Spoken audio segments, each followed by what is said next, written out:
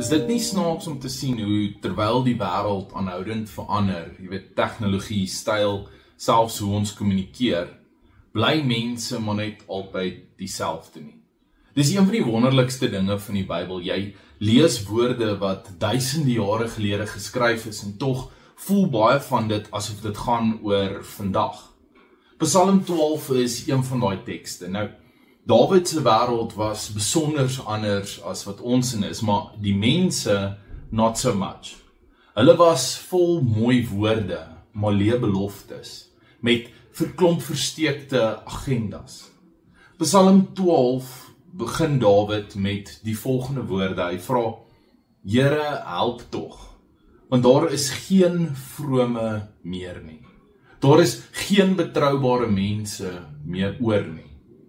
Nou dis 'n rou en 'n eerlike klag en een wat ek dink meeste van ons ook seker al beleef het.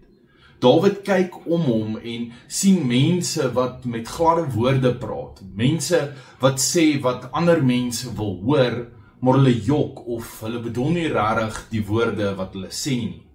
En ek is seker jy het ook al so gevoel. Dit klink amper soos 'n beskrywing van ons tyd.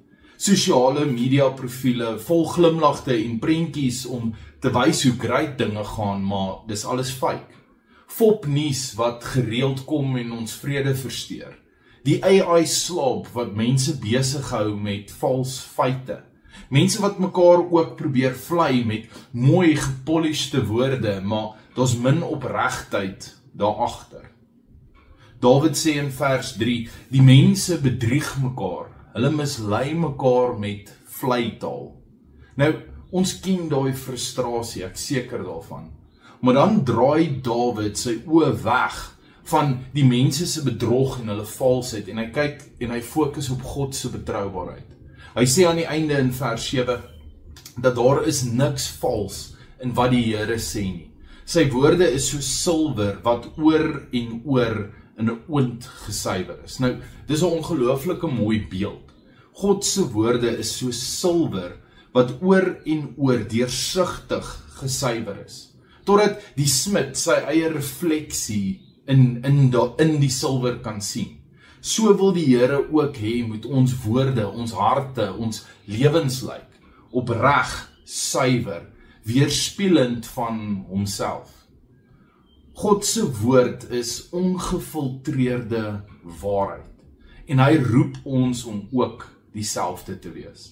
Jesus herhaal dit ook in die Nuwe Testament as hy sê, laat julle ja eenvoudig ja wees en julle nee nee.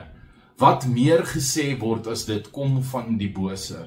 Met ander woorde, jou karakter moet van so 'n aard wees dat jy nie hoef te beloof of te sweer dat hierdie keer praat jy die waarheid nie. Mense moet jou net kan vertrou, hulle moet jou net kan glo want dis jy en jy leef as 'n weerspieëling van jou hemelse Vader. Jakobus, Jesus se halfbroer, herhaal dit ook later in sy wysheidskrywe in Jakobus 5. Vanaf vers 12 en skryf hy ook, my broers, dit is belangrik dat julle nie 'n eed moet aflê nie, nie by die hemel nie, en nie by die aarde nie, en ook geen ander eed nie. As julle ja sê, moet dit ja wees, en as julle nee sê, moet dit nee wees. So eenvoudig soos dit. Sien, om eg te wees is nie net om nie te jok nie, maar dis om konsekwent te wees, dis om te wees wie jy is. Om te praat en te leef op so 'n wyse of so 'n manier dat dit God se suiwerheid en sy karakter weerspieël. Die wêreld het dalk baie verander sedert Dawid se tyd, maar die behoefte aan egtheid, aan waarheid, dit het nie. God soek mense wat eg is, mense wat nie 'n filter oor hulle geloof of oortuigings of hulle belydenis sit nie, maar wat eerlik leef, selfs wanneer dit moeilik of ongewild of uitdagend is. So vandag en hierdie week, wees eg.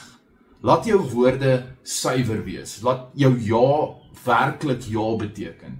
Hou jou geloof eg, sodat wanneer God na jou lewe kyk, dan sien hy sy eie weerkaatsing daarin. So wees hierdie week eg. Tot 'n volgende keer.